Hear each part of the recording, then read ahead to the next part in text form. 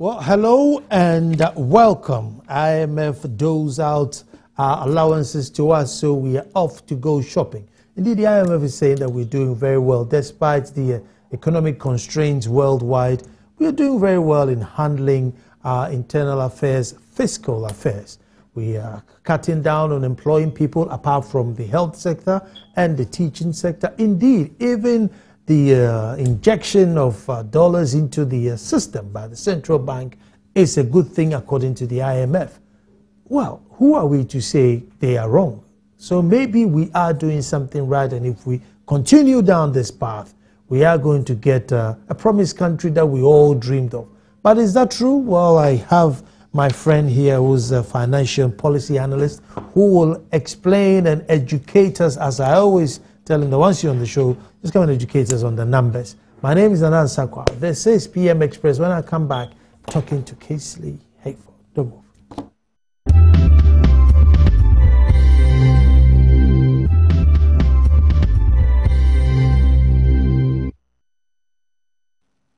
Well, thank you very much for staying, and we are looking at how we're doing well, as per the IMF saying.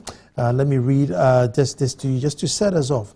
And it says, the Executive Board of the International Monetary Fund, IMF, today completed the first review of Ghana's economic performance under the program supported by an extended credit facility arrangement. Completion of the review enables the disbursement of SDR 83.025 million, which is about 116.6 million, bringing a total disbursement under the arrangement to SDR 266.5 million, about 233.1 million. It goes on and on and on and on, but that's what we are going to talk about, and I'm here to talk to my brother Sydney.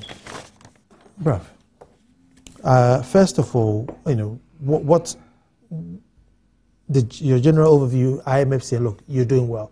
I'm asking you that because time and again you hear, you know, us saying, and even sometimes people from government say, oh, times are hard, times are challenging, we're in crisis and everything. And this guy comes and says, look, despite the challenges, you know, you're making some headway.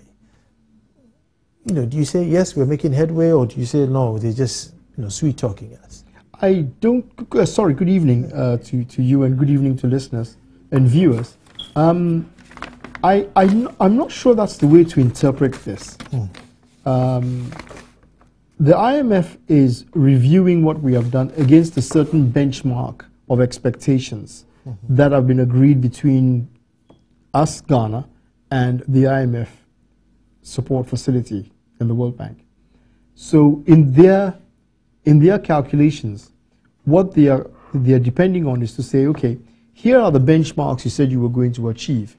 Looking at where those benchmarks were set and where you are now, we think you're doing okay. It doesn't mean that things are good. It just simply means that compared to where you said you were going to be, you seem to be on track, but not definitely be on track. So the IMF, after having approved the program in which we were going to get into, will not now go back and say we are making a U-turn, you know, on the program, and we don't expect you to do anything. So they already released $114 million last time in April, I think, if my memory serves me right, and we have another $116 million now, which was expected that it would come because the release of the money has already been agreed. So it's good to hear that they say that things are on track, even though from where I sit they are not, but that's their assessment, and fine, we take it. Let me just jump straight to the IMF also saying that they support, you know, they're in favor of the injection of central bank putting money into the system. Everybody is talking about sustainability. How would you sustain it? If you don't find something to bridge it in between, how would you sustain it? The statement doesn't go further to worry about sustainability. They think it's a good policy to inject dollars into the system. To bring down inflation. To bring down inflation, or to stabilize the depreciating CD, because inflation is going up. So I think that what they are, we need to inject dollars because we are not generating enough dollars. Okay? And not only that, inflows from Ghanaians abroad, which we counted on significantly, has also slowed down to some extent. So we are not getting dollars as easily as we used to. And because there's a little bit of uncertainty and doubt in the management of the economy, there's a lot of capital flight at this stage. People are just taking dollars out of the system and parking it where they think they can best bring it back when the time is right. So companies who are making a lot of money in cedis are automatically buying dollars and taking the dollars out of the country. So you are seeing a lot of pressure on the cedi in order for it to work. Now that's one. Now, injecting dollars into the economy has to be done strategically, so much so that you should be able to stabilize the currency at a particular rate. Okay, you see, what a lot of the time the finance persons seem not to be able to explain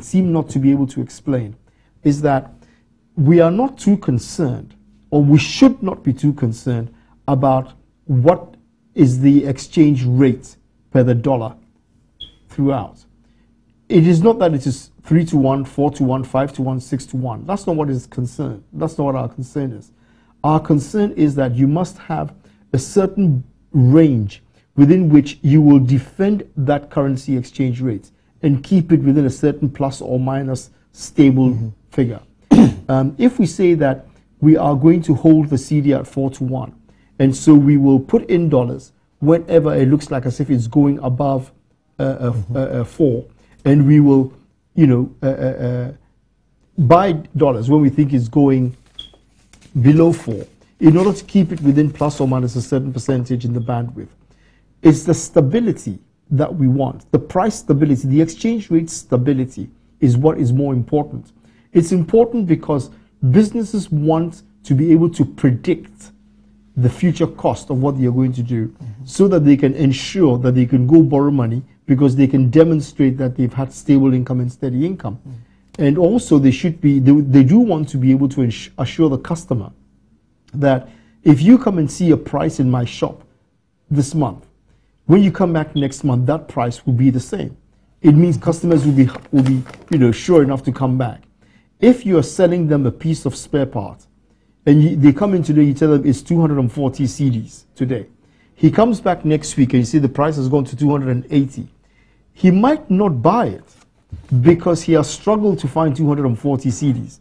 Now he comes back, he needs to scrounge around to find another 40 cedis before he can make the purchase. His first instinct is, can't be bothered with this, let it go. By next week, he would have spent the 240 cedis on something else. And you, the person who's selling the spare part, you've lost out because he didn't buy from you. So it is the stability of the rate of the exchange rate which is critical, not the actual value of the rate. Let's hear let's have an insight of what the finance minister said. Let's hear it and then we'll take it from there. I believe that whilst it does not constitute, a final endorsement, of completion of the measures, the work of the IMF at this stage is significant enough. This should also lend some credence. I know there was some skepticism. The World Bank board's position in having confidence in Ghana's prospects and endorsing both the policy-based guarantee as well as the partial risk guarantee for the Sankofa investment. I think, yes, it is a statement, that would inure to the benefit of Ghana. And finally, therefore, as I said, the appeal is to be realistic against the background of falling commodity prices as to what the budget can contain. So that's Tekpe, the finance minister there. We seem to have pinning a lot of hopes on the fact that the big boys are saying, look, you're on track or you're doing good.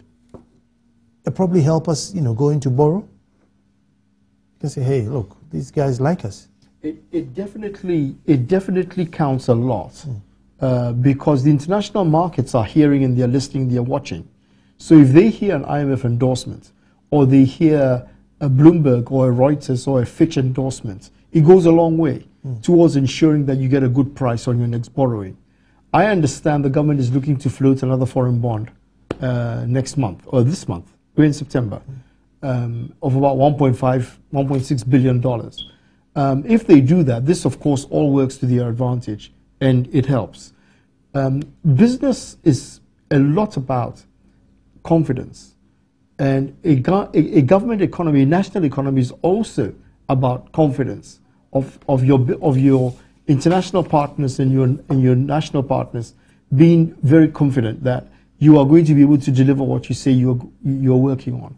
So it's important that we hear the good sounds every so often, and that things should look, cozy enough and rosy enough for it to be able to mushroom into something tangible and something useful. The unfortunate thing is there are two sides to the coin. There's the macroeconomics that you're trying to always ensure works well, and then there's the fiscal side, as we call it. And I like to make it as simple as possible, because the fiscal side is all about how much income you're getting and how much expenditure you're spending. And then your macro are the usual indicators that have become populist, media issues. And that's all about your inflation rate, your balance of payments, your GDP ratios. All those things are there. And they are an important part of being able to assure the international media that Ghana is specifically on track to achieving certain indicators that are well read and well intentioned, and that we can sustain. Another layman logic, which even I have joined in, is the amount of money Bank of Ghana is putting in the system on a daily basis, and here's the finance minister happy to get 100 million, and then you're thinking, oh, hold on. I mean, that's a week's worth of money just to put in the system, and then what? Is it gone? I mean, can we make that analogy, or it's too layman to say that? I mean, 20 million a day is what you're putting in, and I mean, these guys are giving us 116 million, so that's just, a week and a day. The Bank of Ghana did say it was going to put $20 million a day into the economy in order to be able to stabilize the cedi. Now, it did that for a period of time. I think it started somewhere in July. And the value of the cedi to the dollar appreciated to its high of about 3.1, 3.2, sometime I think early August or late July. And this was soon after the announcement that $20 million a day was being put into the system. The fact of the matter, though, is that the exchange rate has not held at that level. If the Bank of Ghana was continuing to put in $20 million and it was having an effect on the exchange rate, your currency should stay appreciated at a new value of the 3.1, 3.2. It didn't. And it has subsequently climbed up significantly to the point where now it is about 4 point something currently, as we said. Now, if you take the figures from the Bank of Ghana and you look at what the Bank of Ghana considers its exchange rate, and listeners should be aware that the Bank of Ghana, on average, is quoting about 10% lower than the exchange rates in the market system, about 10% lower. So if you look at or if you go to their website and you look at the foreign exchange conversion between the cedi and the dollar, you will see that somewhere at the beginning of August, the figure, I'll just refer to my notes here so I don't get the numbers wrong.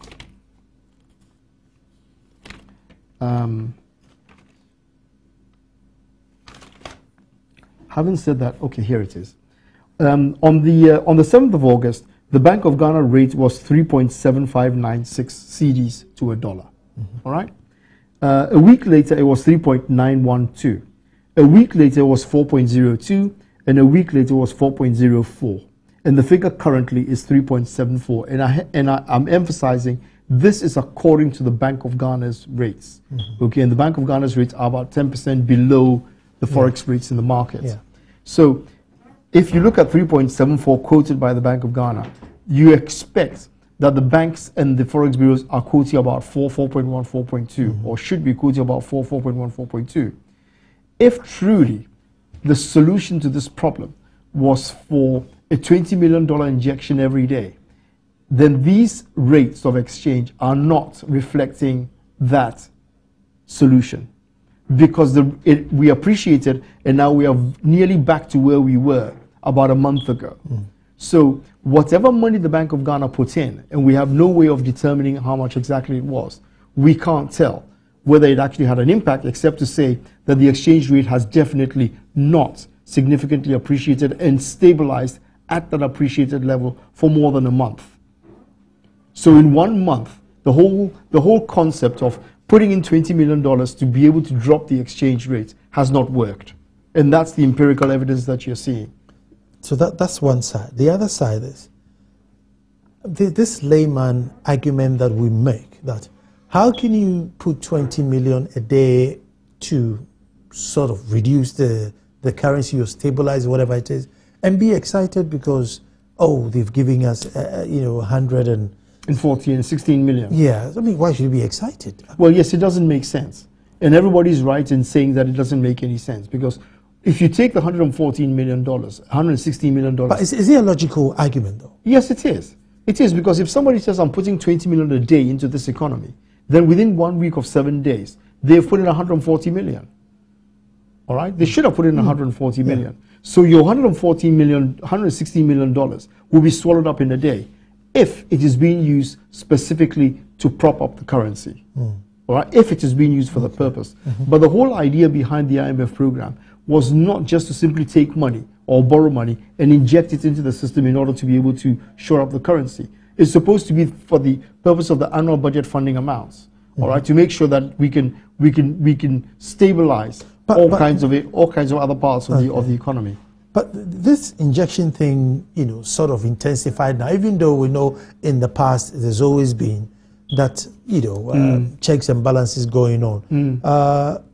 I mean, so then did we need that extra money from the IMF? Well, why do you say extra money from the IMF? Well, the IMF has agreed a program with us for $918 million over 3 years. Over 3 years. So they're going to give us drawdowns, periodic drawdowns. It's already been signed. And that money was specifically allocated to certain reasons. There were reasons why that money was approved, the $918 million was approved.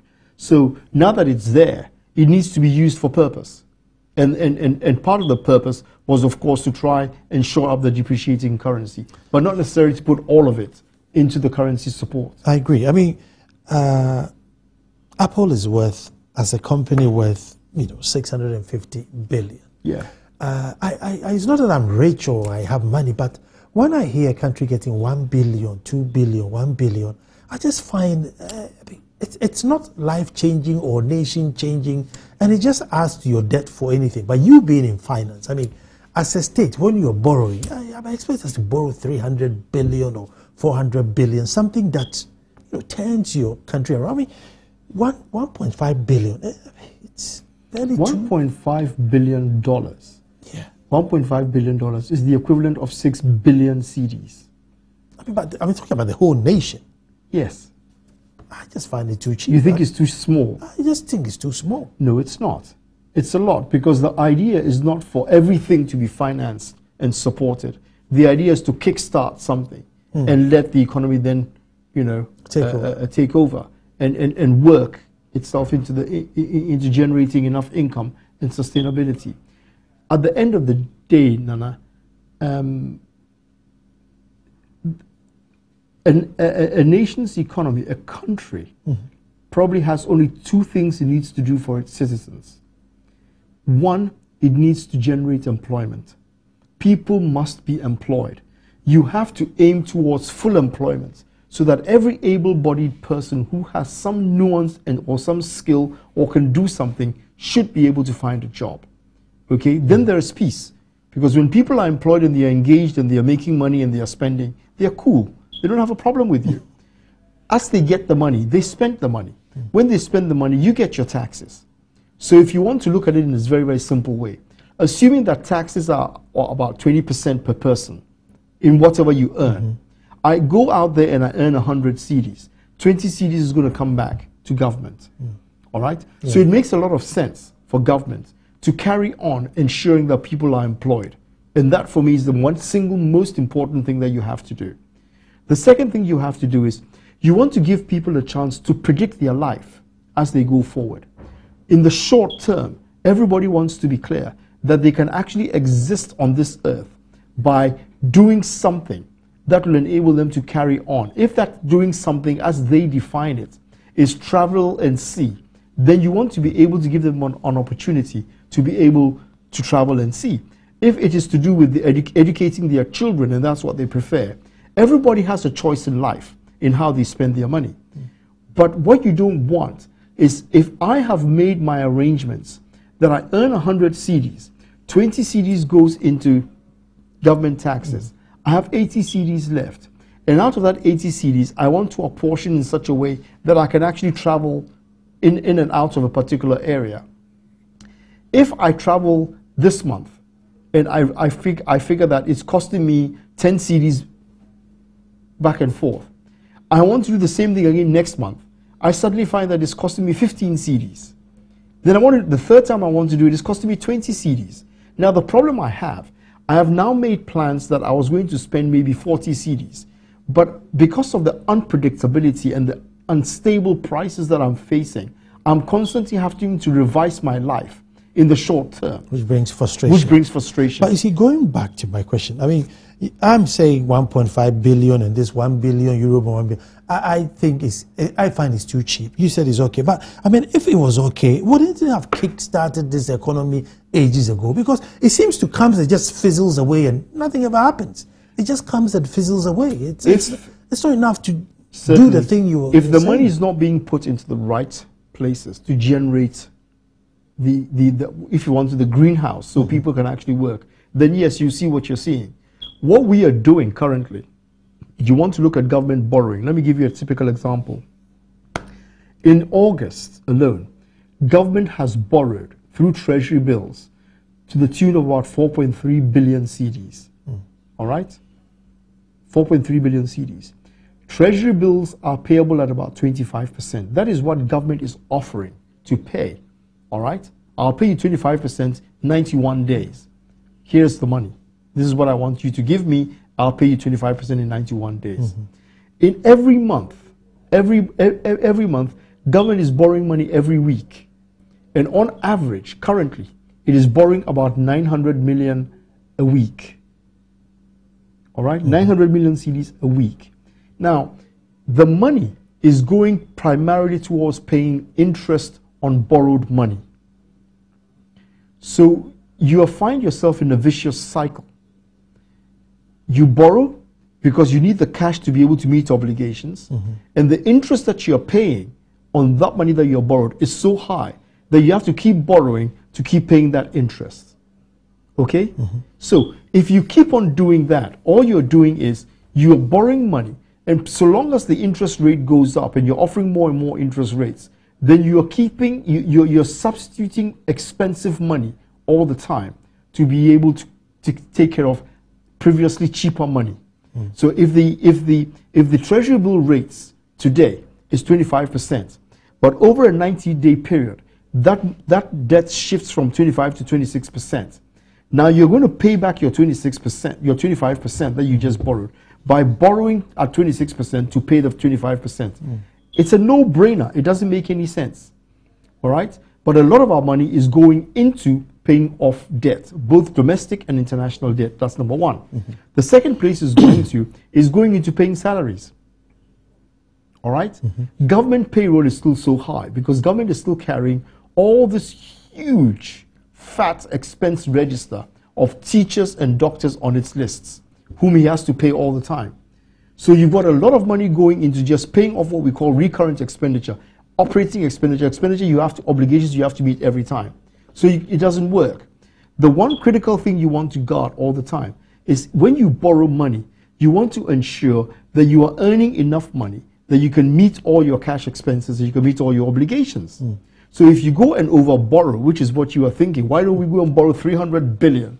And do something. There are two reasons why you don't do it. You borrow 300 billion, you can't use it. You see, you can't use it. That's one thing. I know that's all right. Yeah. You can't use it. If you want to, let's quick list of the things that we think need to be done in this country. They want to do the Eastern Road Corridor, all right, so you can travel across the water all the way to the north very easily. That's number one. You want to do a Western Railway, so you can cart a lot more of the produce from the inland into the port sites a lot cheaper. You want to build a new international airport. Those are critical things. You want to do new road network infrastructure. You want to develop new roads and new bridges. So you go and borrow 300 billion. All of that will cost you about 5 billion. And then there's nothing else to do. We have to then build factories and assemble. That's not government's job. No, at the moment it has to be. No, at the moment it has to be. No, you see, because the difference between the have and the have-nots are so big that if government doesn't come in to bridge it, the have-nots are never going to have anything. How do you become a have when you're a have-not? You get educated, you find a good job, you get paid a good salary, and you save enough money and you invest wisely, and then you start rising to become a somebody. All right? Now, nobody's going to give you that money. What government can do is to make sure the education system works well, and that means that you develop a good curriculum and a good practical education system so that people can actually take up the opportunity and get into it. Which costs money. Which costs money. And that's what you have to look at in terms of free education to a certain level. And then, you know, other decisions can be made about tertiary and post-tertiary education. So that is government's role. Government's role is to ensure that that environment exists so people can take advantage of it. That's number one. Government's role is to make sure people have good, clean water so we don't get sick and we can actually work and be healthy. Government's role is to ensure that you have power stability, electricity stability, so you can have economic empowerment and people can actually go out there and work and choose to work at night if they want to or work at daytime if they want to. That's the government's responsibility. So you can identify the key things that government should do. But it is not government's job to put money into your pocket and say, take this money and go and go do something with yourself. I was talking about creating the opportunity which you have listed. And I'm talking about schools and paying teachers well and schools with a better environment. And, you know, then those things don't come cheap. I would agree with you, but I don't agree with you that we should pay teachers well. Government's job is not to employ teachers. All right? Well, at the moment they should. Well, they shouldn't. Give it to the private sector. Everybody in this country... There are certain areas where the private sector are barely surviving, let alone build a school and pay a teacher. Oh, they will build a school and pay a teacher because education is an economically viable enterprise. So if you know that you want to do this, you go and you borrow money from the bank at a decent rate. You're not asking them to pay school fees in these areas that I'm talking about, are you? No, I'm asking government to support education, but not by employing teachers, but by giving private sector the opportunity for them to be able to expand that sector. It's an economic activity.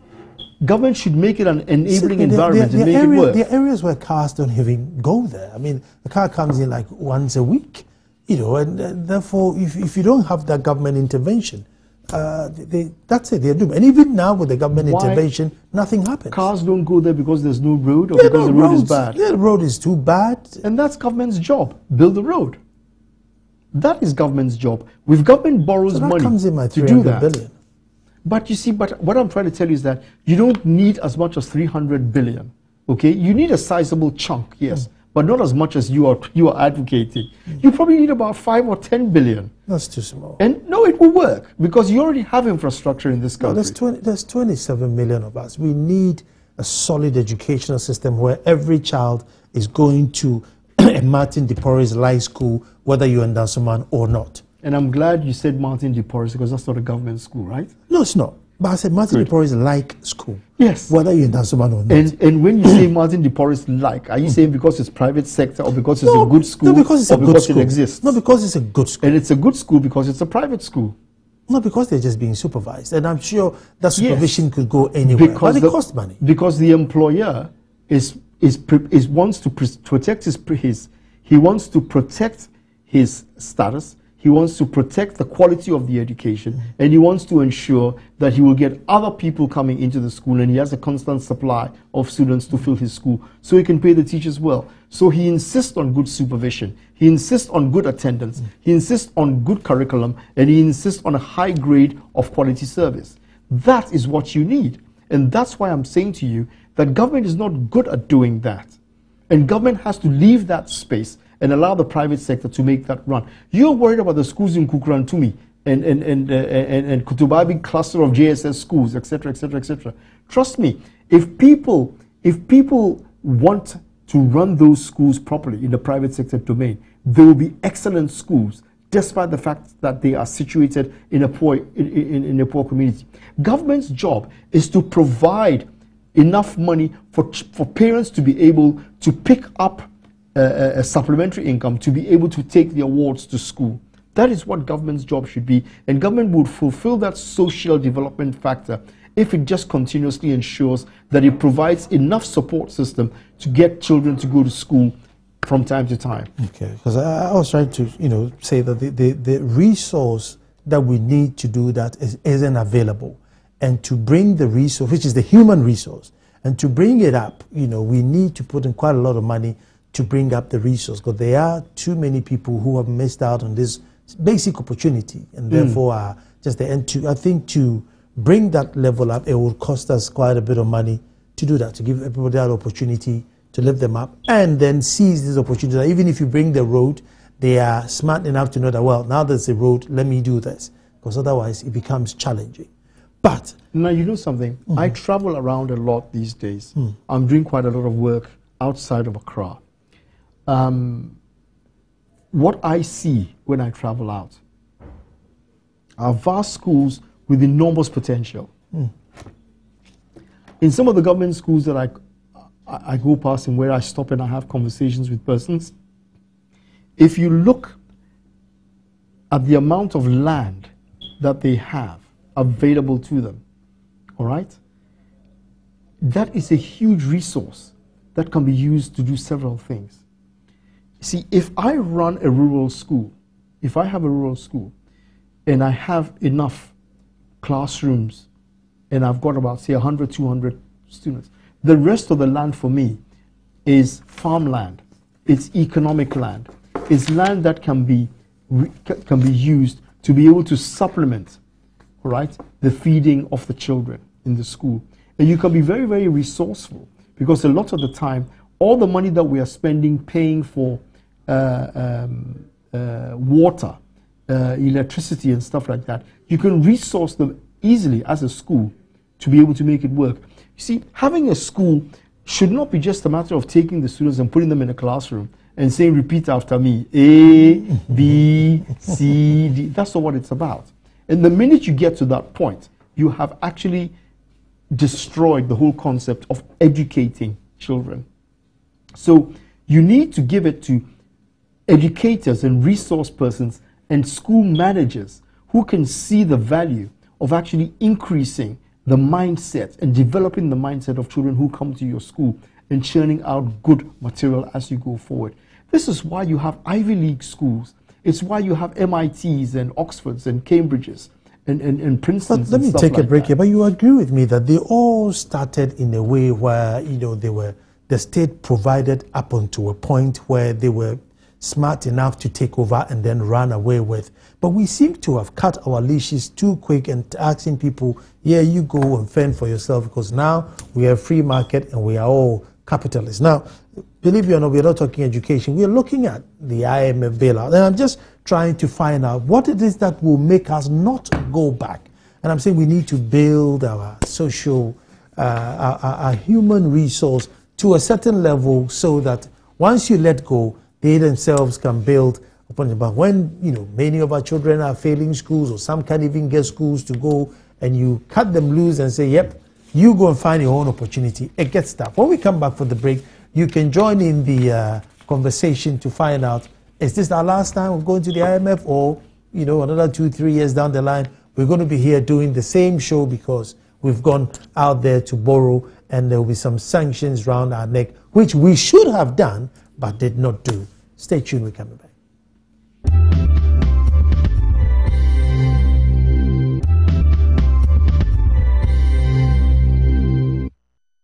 Thank you very much for staying. IMF doling out our allowances to us. Indeed, we are excited. $116 million.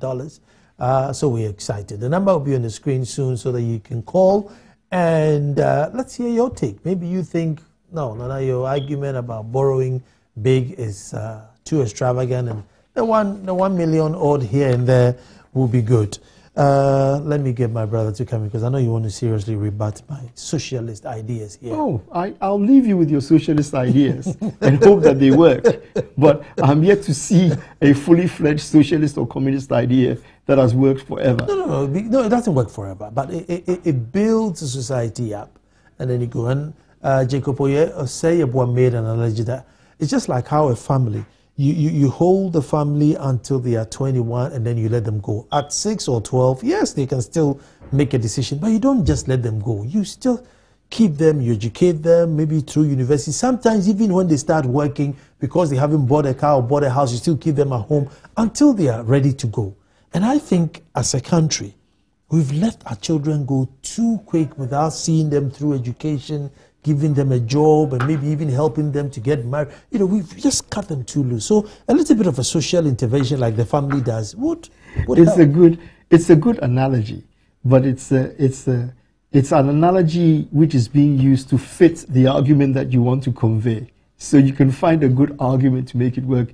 I can also tell you that sometimes one of the best ways to do things is to leave people alone to find their own rhythm. And eventually they will survive. 0302-211-701. 0302-211-70124. What do you reckon, that we should cut people loose now, or based on social intervention? I mean, do you think we will go back to the IMF, or this is the last time? I mean, we're doing well now. We're obeying all their rules. I hope we never go to the IMF again, because it really tends to slow creativity and slow growth down. Look, let's go back. Petrol is pricing itself up. Let's go back to the original objectives of the IMF fund. All right, for this bailout money. 13th April 2015, they extended the credit. The objectives: first point, to restore debt sustainability and macroeconomic stability, to foster a return to high growth and job creation through agriculture and infrastructure investment. Then they tack on, while protecting social spending. See, let me take Zion on the phone. Hello, Zion. Hello. Hello, Zion. Hello. Very good. Zion, let me hear your take on this issue. Good evening, and good evening to your Charles viewers. Good. It's Zion from WA. Well, let me hear you. I think there is no doubt that the government of the day will not go back to IMF. I'm not saying that. Oops, the call dropped. Okay. All right, so that was the first objective: debt sustainability, job creation, and then job creation. It was very clear. Back to growth. Number two, to strengthen the Bank of Ghana's monetary policy framework while taking measures to ensure its full effectiveness. That's loosely worded, but just to say that the Bank of Ghana needs to get a little stronger and insist on good fiscal policy and good monetary policy. And then the third point was to rebuild external buffers, all right? Which means you don't want to get to a situation where you are being held to ransom because gold prices have gone down, cocoa prices have gone down, or oil prices have decreased. So you are vulnerable to all of those pressures which you can't control. Those were the three pillars. Okay, let me get Nuru. Hello, Nuru. Hello, good evening. Good evening. Okay, I think I have heard Mr. Lehefort on several occasions talking of the privatization of education. In as far as I agree with some of the things he said, I think I don't agree with privatization of education because, you see, unlike you find yourself in Accra, where probably, or from the well-to-do family, where people can afford to pay when education is privatized. In rural community, for instance, in the Bali or Solar area where I'm working, people can't afford to pay for education. So obviously, yes, there's a lot of things government has to do to privatize, create an enabling environment for private sector. But private sector should not lead education, because if private sector leads education with the motive of profit maximization, obviously, it's not going to help this country. Okay, thank you very much. Let me very quickly rebut before I take Dixon. Yes, what I need to explain is when I said privatize education, I don't mean that government should leave it to private sector. Government must still pay for education, but government should not be engaged in actually managing and running the schools. so that the payroll costs, all the other things that government pays for, should now be transferred to the entity that runs the school. And government will therefore give vouchers, or else if you want to give cash for every child who is going to go to school, for them to use that money to pay for the educational service. Okay. And it's important to make that thing, because every time I say this, people come out with this statement that we are privatizing education and it's a profit center and people can't afford it. No, government is still going to pay like the for NHIS, the education. You go to the it's an hospital, NHIS, you pay and government pays for it. Let me take Dixon. Hello, Dixon. Hello, Jesse. Yeah, I'm on the line, please. Oh, who do I have on the line now? Yeah, Jesse on the line. Okay, Jesse, talk to me. Yeah, I just want to give my comment on the IMF money that is coming. I think it is good, but in my view, the government raises a lot of money locally on a bi-monthly basis. That is when they issue treasury bonds.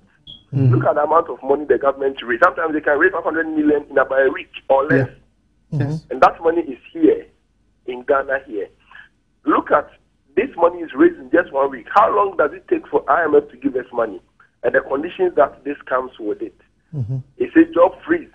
Can we quantify the cost to the people of Ghana and the state, the amount of people or the number of people who haven't gotten jobs to do because of this IMF money that is coming in? Are we going to quantify the cost to the entire country? I think, though the money is coming, is good, but the conditions that this money...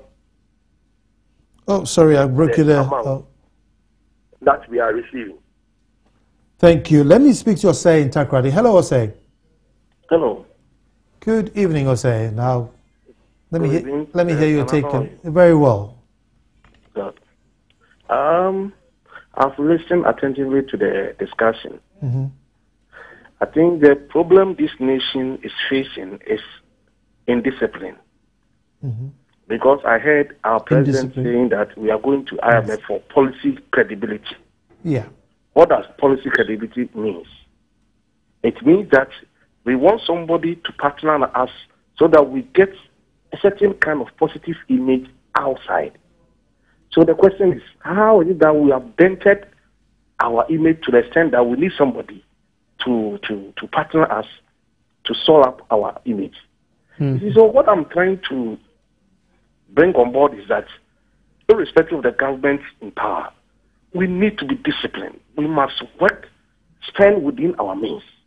You see, if you look at a nation, I think in April or March, I was in Singapore when their president died, Lee Kuan Yew. You see, but when you listen to the history of that nation, then I felt very bad that the nation, even they import sand that they used to build the mighty buildings there.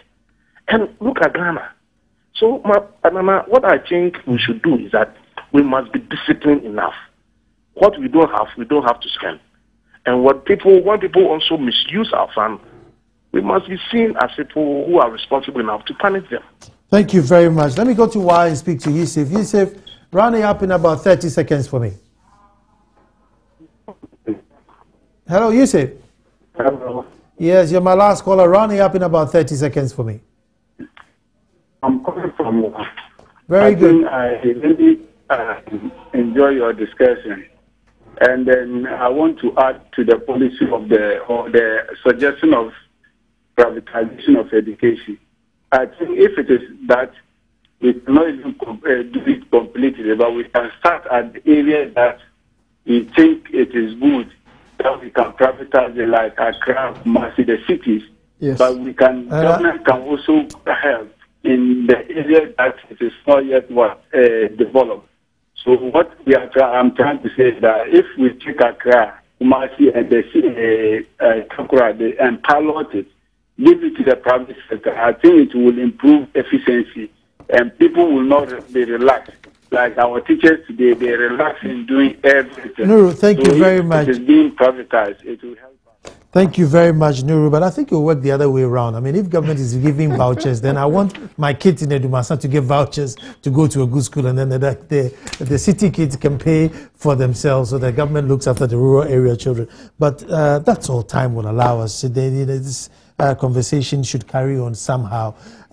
Tomorrow, or Thursday, if I should say, that's my opinion, between 2 p.m. and 3 p.m. on Joy FM or My Joy Online, and I'm saying that this freedom will cost us our freedom.